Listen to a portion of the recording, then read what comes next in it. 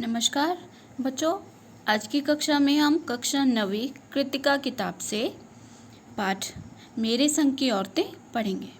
चलिए सबसे पहले लेखिका परिचय जान लेते हैं। हिंदी कथा साहित्य की महत्वपूर्ण लेखिका मृदुला गर्ग का जन्म सन 1938 में कोलकाता में हुआ था। उन्होंने दिल्ली विश्वविद्यालय से अर्थशास्त्र यानी इकोनॉमिक्स में मास्टर्स डिग्री यानी कि MA किया था। वे भारत के अलग अलग राज्यों में रही और सन 1974 में दिल्ली में रहकर स्वतंत्र लेखन कार्य कर रही थी। कथा साहित्य के अतिरिक्त इन्होंने अपने समय और समाज की ज्वलंत समस्या का अर्थ होता है कि उस समय में यानी कि 1975 के समय में जो आसपास में समाज में जो मुख्य बातें चल रही थी, जो समस्याएं चल रही थी, उन्हें कहते हैं ज्वलंत विषय, बर्निंग इश्यूज अंग्रेजी में कहते हैं और हिंदी में ज्वलंत समस्याएं। उन टॉपिक्स पर इन्होंने उन विषयों पर बहुत सारे वैचारिक निबंध लिखे। वैचारिक निबंध का अर्थ होता है ऐसे निबंध प्रस्तुत किए, ऐसे रचनाएं की निबंध की जिनसे लोग भी उस विषय पर सोचने, समझने और उस पर एक्शन करने पर मजबूर हो जाएं। इस तरह के निबंध ये लिखा करती थी।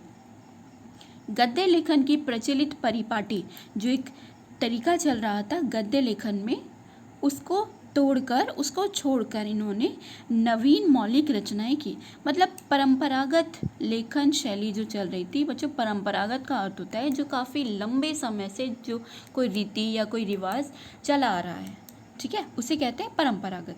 तो उस तरह की जो लेखन शैली थी जो काफ़ी लंबे अरसे से, काफ़ी लंबे वर्षों से चली आ रही थी, उसको छोड़कर इन्होंने नवीन मौलिक रचनाएं की, स्वयं की अपनी अलग पहचान बनाई इन्होंने। ठीक है बच्चों, तो ये एक खास बात है, इसको आप ध्यान में रखिए। मेरे संग की औरतें, इस निबंध को लिखने वाली जो हमारी लेखिका है मृदुला गर्ग, ये सामान्य लेखिकाओं से अलग थी। इन्होंने अपनी लेखन शैली में एक विभिन्न तरीका अपनाया, एक अलग तरह की शैली इन्होंने अपनाई। चलिए आगे बढ़ते हैं। लेखिका परिचय जानने के बाद हम पाठ परिचय जान लेते हैं। मेरे संग की औरतें संस्मरण निबंध एक नए प्रकार की शैली में लिखा गया है। इसमें अनेक ऐसी औरतों के विषय में बताया गया है जो जीवन तो परंपरागत तरीके से जीती हैं, लेकिन उनकी सोच, उनके विचार थोड़े अलग होते हैं सामान्य लोगों से, सामान्य जन से। उनके समय की जो और अन्य औरतें हैं उनसे अलग हटकर कुछ ये सोचती हैं, ठीक है। इस संस्मरण का अर्थ होता है हमारी यादों में जो बातें छुपी होती हैं, चाहे वो हमारे बचपन की हों, चाहे वो हमारे विद्यालय की यादें हों, चाहे वो हमारे कहीं घूमने की यादें हों। तो जब उन यादों को हम लिखित रूप में प्रस्तुत कर देते हैं तब उसे हम संस्मरण कहते हैं। सामान्य भाषा में, सामान्य शब्दों में यदि आप समझें तो हमारी जो भी पुरानी यादें हैं उसे हम संस्मरण कहते हैं, ठीक है। अपनी पुरानी यादों को, चाहे वो बचपन की हो, चाहे वो स्कूल की हो, विद्यालय की हो, पड़ोसियों की हो, माता पिता के साथ कैसा बचपन बीता उसकी हो, इन सभी बातों को जोड़कर उसे लेखिका ने पाठ के रूप में, निबंध के रूप में प्रस्तुति दे दी। तब हमने उस शैली को कहा संस्मरण, ठीक है। और एक एग्जाम्पल लेते हैं। यदि आपने हाल फिलहाल में कहीं की यात्रा की है, जैसे मैंने हाल फिलहाल में ही सिक्किम की यात्रा की थी, तो जब मैंने सिक्किम की यात्रा को, अपनी सारी मेमोरी को, अपनी वहाँ पर बिताए सभी लम्हों को एक लिखित रूप में प्रस्तुत कर दिया तो मैं उसे कहूँगी संस्मरण। ऐसे ही लेखिका ने अपने पूरे जीवन को लिखित रूप में हमारे सामने प्रस्तुत कर दिया है, तो ये उनका संस्मरण है, ठीक है बच्चे। अब आप समझ पाए होंगे कि इस पाठ में लेखिका ने क्या बताया है। अब हम चलते हैं अपने पाठ की ओर। लेखिका की आज़ाद ख्याल नानी। सबसे पहले पाठ की शुरुआत में ही लेखिका ने अपनी नानी के बारे में बात की। प्रस्तुत संस्मरण ने लेखिका ने अपने परिवार की औरतों के विषय में, उनके व्यक्तित्व, उनकी पर्सनालिटी, उनका हाव भाव, उनके स्वभाव पर प्रकाश डालने का प्रयास किया। यानी कि लेखिका ने अपने परिवार में उस व्यक्ति के बारे में सबसे पहले चर्चा की, उनके बारे में सबसे पहले बताया जिनसे वो अत्यधिक प्रभावित थी। और ये व्यक्ति और कोई नहीं बल्कि लेखिका की नानी है। उनके मजबूत व्यक्तित्व से लेखिका बहुत प्रभावित थी। लेखिका ने अपनी नानी को देखा तो नहीं था, परंतु उनके विषय में सुना बहुत था। लेखिका को पता चला कि उनकी नानी परंपरावादी अनपढ़ और पर्दा प्रथा मानने वाली औरत थी। हालांकि परंपरावादी थी, यानी कि पुराने समय से जो रीति रिवाज जो भी चल रहे थे वो सभी को मानने वाली थी, पुरानी सोच भी रखती थी वो, और पर्दा प्रथा को भी मानती थी वो, और वो पढ़ी लिखी भी नहीं थी। लेकिन लेखिका के नाना ने शादी के बाद कैम्ब्रिज विश्वविद्यालय से बैरिस्ट्री की थी। कैम्ब्रिज विश्वविद्यालय जो कि बहुत ही चर्चित विश्वविद्यालय है पूरी दुनिया के लिए, कैम्ब्रिज यूनिवर्सिटी से लेखिका के जो नाना थे उन्होंने पढ़ाई की थी। बैरिस्ट्री, बैरिस्टर हम कहते हैं वकील को, ठीक है, तो बैरिस्ट्री यानी वकालत की पढ़ाई उन्होंने की थी। वे विदेशी शान शौकत से ज़िंदगी बिताने लगे, पर नानी पर इसको कोई असर नहीं पड़ा। यानी कि लेखिका के जो नाना थे वो बिल्कुल विदेशी तौर तरीके से रहते थे। वो एक विश्वविख्यात, विश्व प्रसिद्ध, पूरी वर्ल्ड फेमस जो एक यूनिवर्सिटी है, ऐसी यूनिवर्सिटी से उन्होंने पढ़ाई की थी, और वो एक जाने माने वकील भी थे, और वो विदेशी लोगों की तरह शान शौकत से जीवन भी बिताते थे। लेकिन नानी पर इसका कोई असर ना पड़ता था। नानी पुराने ख्यालों की थी। नानी ने अपनी पुत्री यानी कि लेखिका की माँ की शादी का जिम्मा यानी जिम्मेदारी अपने पति के मित्र स्वतंत्रता सेनानी प्यारेलाल शर्मा को सौंप दी। यानी कि लेखिका के जो नाना जी हैं, नाना जी के एक मित्र हैं जिनका नाम है प्यारेलाल, जो कि एक स्वतंत्रता सेनानी भी थे, उनको जिम्मेदारी सौंपी गई थी लेखिका की माँ की शादी के लिए। ठीक है, नानी ने ये जिम्मेदारी सौंपकर वो स्वयं स्वतंत्र रहने लगी। अपनी बेटी की शादी किसी साहब से ना करवाकर आज़ादी के सिपाही से करवाना चाहती थी। नानी चाहती थी कि उनकी बेटी की शादी एक ऐसे व्यक्तित्व के साथ हो, एक ऐसी पर्सनैलिटी के साथ हो जिसने भारत देश की स्वतंत्रता की लड़ाई में भाग लिया हो। नानी ये मानती थी कि जो व्यक्ति स्वतंत्रता सेनानी होगा उसकी पर्सनैलिटी बहुत ही उम्दा होगी, बहुत ही अच्छी होगी, उसमें बहुत अच्छे गुण होंगे। ऐसे व्यक्ति के साथ यदि मेरी बेटी की शादी होती है तो उसका जीवन सफल होगा, ऐसे ख्याल नानी रखती थी। उसके बाद अपनी नानी के व्यक्तित्व को बताने के बाद लेखिका बताती हैं अपनी माँ के बारे में। उनकी माँ का जीवन कैसा था, उनकी शादी किस व्यक्ति से हुई, शादी के बाद का जीवन कैसा रहा। लेखिका की माँ की शादी एक स्वतंत्रता सेनानी से ही हुई, जैसा कि उनकी नानी चाहती थी। दुबली पतली माँ को अब खादी की साड़ी पहननी पड़ती थी। लेखिका अपनी माँ के बारे में बता रही हैं कि वो बहुत ही दुबली पतली थी, और क्योंकि उनका विवाह एक स्वतंत्रता सेनानी से हुआ था जो कि बहुत ही आज़ाद ख्याल वाले व्यक्ति थे और बहुत ही साधारण जीवन जीते थे, बहुत ही सिंपल सरल साधारण जीवन व्यतीत करने वाले वो व्यक्ति थे। तो अब लेखिका की माँ को भी सादा रहना पड़ता था। उस समय में बच्चे, जब हमारा देश आज़ाद हुआ था सन 1947 के आसपास की वर्षों की जो बातें हैं, उस समय हमें पता चलेगा कि उस समय इतना ज़्यादा फैशन चलन भी नहीं था। उस समय लोग स्वदेशी चीज़ों को ही ज़्यादातर अपनाते थे। यदि हम मध्य वर्गीय परिवार की बात करें तो वहाँ पर सभी लोग स्वदेशी चीज़ों का ही इस्तेमाल करते थे। खासकर कपड़ों में खादी वस्त्र बहुत प्रचलन में थे। गांधी जी ने जब से खादी का प्रचलन किया था तब से आम जनता भी खादी की फ़ैन हो चुकी थी, सभी लोग खादी अपना रहे थे। तो लेखिका की माँ भी खादी की साड़ियाँ पहनती थी जो उनके लिए असहाय थी, मतलब उसको सहना मुश्किल था। खादी की साड़ी को पहनना लेखिका की माँ के लिए अत्यंत मुश्किल काम था। पिता तो खाली हाथ थे, परंतु माँ की ईमानदारी, सुंदरता, नज़ाकत, निष्पक्षता आदि भावों से सभी लोग प्रभावित थे। लेखिका की माँ की पर्सनैलिटी बहुत ही अच्छी थी, बहुत ही उम्दा थी। लेखिका ने अपनी माँ को कभी भारतीय माँ जैसा नहीं पाया।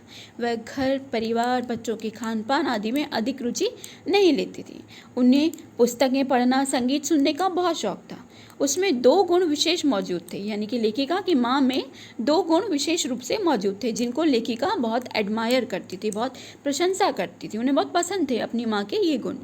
पहला, कभी झूठ ना बोलना, और दूसरा, वे कभी एक की गोपनीय बात को दूसरे व्यक्ति तक नहीं पहुंचाती थी। यदि आप उनसे अपना कोई सीक्रेट बताते हैं तो वे कभी भी आपका सीक्रेट किसी और को नहीं बताएंगे। ये 2 ईमानदारी लेखिका की माँ में थी, 2 बातें, 2 विशेष गुण जो लेखिका को भी बहुत पसंद थे। उसके बाद लेखिका बात करती हैं अपनी परदादी की। उनकी परदादी भी लीक से हटकर थी। लीक से हटने का अर्थ होता है कि जिस तरह की साधारण महिलाएं थी उस समय में, उनसे थोड़ी अलग थी, इनके विचार कुछ अलग थे। लेखिका की परदादी मंदिर जाकर मन्नतें मांगती थी। ठीक है, मन्नत मांगना, भगवान से कुछ मांगना कि उनकी पतोहू का पहला बच्चा लड़की हो। लेखिका की जो दादी हैं वो मन्नत मांग रही हैं कि लेखिका की माँ को जब पहला बच्चा होगा वो बेटा होना चाहिए, पुत्र होना चाहिए। उनके ऐसा बच्चे एक मिस्टेक हुई यहाँ पर। लेखिका की जो दादी हैं वो चाहती थी कि उनके परिवार का जो पहला बच्चा होगा, यानी कि लेखिका की जो माँ हैं उनको जो पहला बच्चा होगा वो लड़का ना होकर लड़की हो, ऐसा वो चाहती थी। उनके इस ऐलान को सुनकर लोगों के मुख खुले के खुले रह गए, क्योंकि उस समय में सभी परिवार के लोग ज़्यादातर यही चाहते थे कि परिवार का बच्चा, पहला जो बच्चा होता है वो लड़का पैदा हो, पुत्र की प्राप्ति हो। लेकिन लेखिका की दादी चाहती थी कि उनके परिवार में पुत्री पैदा हो, पहला बच्चा जो होगा वो पुत्री होनी चाहिए। इसीलिए लेखिका कह रही हैं कि उनकी माँ, उनकी दादी बाकी सामान्य महिलाओं से हटकर थी, बिल्कुल अलग थी। और सभी लोग उनकी इस बात को सुनकर हक्के बक्के रह गए, यानी हैरान परेशान रह गए कि ऐसा कैसे हो सकता है। सब लोग तो पुत्र प्राप्ति की इच्छा रखते हैं, लेकिन ये लेडी ऐसी हैं जो चाहती हैं कि इनके परिवार में पहले बच्चे की जो पैदाइश हो, जो पहला बच्चा पैदा हो वो लड़की हो। ये तो सबसे अलग बात है। गांव वालों को भी इस बात का अनुभव था कि उनके तार सीधे ऊपर वाले से जुड़े हैं। गांव वाले लोग भी समझते थे कि दादी, लेखिका की जो दादी हैं वो बहुत ही उम्दा किस्म की हैं, उनकी पर्सनैलिटी बहुत ही दमदार है और उनकी बात तो सीधे भगवान तक ही पहुंच जाती है। क्योंकि जब लेखिका का जन्म हुआ, जो कि अपने परिवार की पहली संतान थी, तो दादी बहुत ही प्रसन्न हुई, उनकी मन्नत ही पूरी हो गई। उन्होंने तो भगवान से यही मांगा था कि उनकी पुत्र वधू, यानी कि उनकी बहू को जो पहला बच्चा हो वो लड़की हो। उसके बाद लेखिका बात करती हैं अपने परिवार के बारे में। लेखिका का परिवार सन 1947 में जब भारत स्वतंत्र हुआ तब लेखिका को टाइफाइड हुआ था। ठीक है, टाइफाइड एक तरह का बुखार होता है जिसमें शरीर बहुत दुखता है और कई तरह के परहेज़ भी करने पड़ते हैं। बहुत लगभग 3 सप्ताह इस बीमारी को ठीक होने में लग जाते हैं। तो एक तरह का बुखार होता है, टाइफाइड भी इसे कहते हैं। तो जब 1947 में भारत स्वतंत्र हुआ, भारत आज़ाद हुआ, तब लेखिका को टाइफाइड हो गया था। इसलिए वह स्वतंत्रता दिवस समारोह में शामिल ना हो सकी। स्वतंत्रता दिवस समारोह हम कब मनाते हैं? 15 अगस्त को। तो 15 अगस्त को बहुत बड़ा जलसा होता था, बहुत बड़ा समारोह होता था, लेकिन लेखिका उसमें शामिल नहीं हो सकी। लेखिका की चारों बहनें इस बात को लेकर कभी हीन भावना का शिकार नहीं हुई कि वे लड़की हैं। लेखिका की 4 और बहनें थीं, ठीक है, लेकिन उन्हें कभी ऐसा एहसास नहीं हुआ कि हम लड़की हैं, हम कमज़ोर हैं या हमें अलग तरीके से देखा जाता है। ऐसा कभी नहीं हुआ उनके साथ। पहली लड़की जिसके लिए परदादी ने मन्नत मांगी थी वह लेखिका की बड़ी बहन मंजुला भगत थी। लेखिका दूसरे नंबर पर थी। उनके घर का नाम रानी था। दूसरे नंबर पर लेखिका थी और उनके घर का नाम उमा था। लेखिका से छोटी बहन का घर का नाम गौरी और बाहर का नाम चित्रा था। उससे छोटी बहन रेणु और उससे छोटी अचला, यानी कि सबसे पहली लड़की, परिवार में जिस पहली लड़की का जन्म हुआ था उनका नाम था मंजुला, दूसरी थी लेखिका मृदुला और उसके बाद तीसरी चित्रा, चौथी रेणु और 5वीं बच्ची का नाम था अचला। लेखिका की 4 अन्य बहनें थी। कुल मिलाकर ये 5 लड़कियां थी एक ही परिवार में। और 5 बहनों के बाद एक भाई हुआ जिसका बड़े प्यार से, बड़े शौक से नाम रखा गया राजीव। लेखिका का भाई राजीव हिंदी में और अचला अंग्रेज़ी में लिखने लगी। लेखन कार्य उन्होंने शुरू कर दिया। राजीव हिंदी भाषा में लेखन कार्य करते थे और अचला अंग्रेज़ी भाषा में लिखती थी।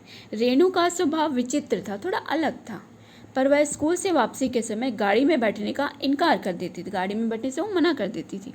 उसका विचार सामंतवादी व्यवस्था के खिलाफ था। पैदल चलकर पसीने से तर तर होकर वह घर आती थी और वह BA पास करना भी उचित नहीं मानती थी। एक बार उसने बचपन में जनरल थिमैया को पत्र लिखकर उनका फ़ोटो मंगवा लिया था। उसके बाद लेखिका बात करती हैं अपनी छोटी बहन चित्रा के बारे में, जो कि तीसरी बहन है। वो कहती हैं, लेखिका कहती हैं कि चित्रा को पढ़ने में कम, पढ़ाने में अधिक रुचि थी, इसलिए उसके अंक कम आते थे और उसके जो स्टूडेंट्स होते थे उनके ज़्यादा मार्क्स आते थे। उनकी शादी के लिए एक नज़र में लड़का पसंद करके ऐलान कर दिया गया कि वह शादी करेंगी, तो उसी से और किसी के साथ उनकी शादी हो भी गई। उसके बाद लेखिका बात करती हैं अपने परिवार के स्वतंत्र विचार शैली का, स्वतंत्र जीवन का। सबसे छोटी बहन अचला पत्रकारिता और अर्थशास्त्र की छात्रा थी, यानी कि वो इकोनॉमिक्स पढ़ा करती थी। उनके पिता की पसंद से शादी भी की गई थी। उसे भी लिखने का रोग लग गया था, लिखने की बीमारी उसको भी लग गई थी, वह भी लेखन कार्य में रुचि लेने लगी। सभी ने शादी का निर्वाह भली प्रकार किया। लेखिका शादी के बाद बिहार के एक कस्बे डालमिया नगर में रही। वहाँ की औरतों के साथ उन्होंने कई नाटक किए। बाद में वो मैसूर राज्य के एक कस्बे बागलकोट में रही। लेखिका ने अपने बलबूते यानी कि अपने दम पर अपने आप उन्होंने कुछ किया। क्या किया? एक प्राइमरी विद्यालय खोलकर दिया और अपने प्रयास में कभी असफल नहीं हो सकती थी, परंतु लेखिका स्वयं को और अपनी छोटी बहन रेणु से कम आंकती थी। लेखिका को हमेशा लगता था कि उनकी बहन उनसे ज़्यादा मजबूत है, वो ज़्यादा होशियार है। अपने आप को वो रेणु से कम मानती थी। एक अन्य घटना को याद करते हुए लेखिका लिखती हैं कि दिल्ली में सन 1950 के अंतिम दौर में 9 इंच तक तेज़ बारिश हुई, चारों ओर पानी भर गया। रेणु की स्कूल बस नहीं आई। सबने उसे स्कूल जाने से मना किया कि स्कूल बंद होगा, परंतु रेणु अपनी धुन की पक्की थी। धुन की पक्की एक मुहावरा है बच्चों, और इसका अर्थ होता है आपने जो मन में ठान लिया उसको आप पूरा करके रहेंगे, चाहे बारिश हो, तूफान हो या आंधी आए। आपने मन में एक बार जिस बात को करने का प्रण ले लिया, आप उसको पूरा करके ही दम लेते हैं, पूरा करके ही मानते हैं। उसे कहते हैं धुन का पक्का होना। तो लेखिका अपनी बहन के बारे में बता रही है कि वह धुन की पक्की थी, जिस काम का निश्चय कर लेती थी उसको पूरा करने के बाद ही सांस लेती थी। वह 2 मील चलकर पैदल स्कूल गई और स्कूल बंद होने के कारण वापस लौट आई। इससे उसका साहसी स्वभाव नजर आता था कि वह कितनी साहसी थी, किसी बात से घबराती नहीं थी। लेखिका का मानना है कि अपनी धुन में मंजिल की ओर चलते जाने का और अकेलेपन का मज़ा कुछ और ही होता है। ऐसे लोग जो अपने विचारों को, जो उन्होंने सोच लिया है, उसको पूरा करके ही मानते हैं, ऐसे लोग अकेले तो चलते हैं लेकिन अपनी राह, अपनी मंजिल तक पहुंचकर ही दम लेते हैं। और ऐसे लोगों की पर्सनैलिटी बहुत ही दमदार होती है, बहुत ही बढ़िया होती है। बच्चों, इस तरह मेरे संग की औरतें पाठ में लेखिका ने न केवल अपने परिवार की सभी औरतों के बारे में बताया है, बल्कि अपने खुद के स्वभाव के बारे में भी बताया है कि किस तरह से उनकी नानी, उनकी परदादी, उनकी माँ और उनकी बहनें, उन सभी के व्यक्तित्व ने लेखिका के व्यक्तित्व में कितनी सारी बातें, कितने सारे गुण शामिल किए हैं। तो मेरे संग की औरतें यानी लेखिका अपने संग की, अपने आसपास की जितने भी औरतें रही, उन सब से किस तरह प्रभावित हुए, उसी के बारे में लेखिका ने यहाँ पर चर्चा की है और उसे संस्मरण लेखन शैली में प्रस्तुति दी है। संस्मरण का अर्थ अब आप लोग समझ ही चुके हैं, मेमोरीज, जो हमारी यादें होती हैं, ठीक है, उसी को संस्मरण कहते हैं। संस्मरण लेखन शैली लिखने की एक शैली है, जैसे निबंध होता है, इसी तरह की एक लेखन शैली है। जैसे यात्रा वृतांत होता है, जब आप कहीं यात्रा करते हैं उसको लेखन रूप में प्रस्तुति देते हैं तो हम उसे यात्रा वृतांत कहते हैं। वृतांत मतलब छोटे रूप में उसको प्रस्तुति देना। तो इसी तरीके से यह पाठ है मेरे संग की औरतें, बहुत ही बढ़िया निबंध है ये, आप इसको बढ़िया से समझिए। इस पाठ को पढ़ने के बाद और इस वीडियो से सार को जानने के बाद आपको यह पाठ अच्छे से समझ आएगा। चलिए अब हम इसके 1-2 महत्वपूर्ण प्रश्नों की भी चर्चा कर लेते हैं, जो लगभग हर साल परीक्षा में पूछा ही जाता है। पहला प्रश्न, जो बहुत ही महत्वपूर्ण प्रश्न है, लेखिका ने अपनी नानी को कभी देखा भी नहीं, फिर भी वे उनके व्यक्तित्व से प्रभावित थी। ऐसा क्यों? ऐसा इसलिए क्योंकि लेखिका ने उनके बारे में बहुत सुना था। अपनी माँ से उन्होंने नानी के बारे में बहुत सी बातें सुनी थी और उन्हें पता चला कि उनकी नानी जो है वो एक परंपरावादी स्त्री हैं। हालांकि वो अनपढ़ हैं और पर्दा प्रथा भी मानती थी, लेकिन फिर भी लेखिका के नाना ने शादी के बाद कैम्ब्रिज विश्वविद्यालय से बैरिस्ट्री की थी, जिनके वजह से नानी के स्वभाव में, उनके पर्सनालिटी में भी धीरे धीरे बदलाव आने लगे थे।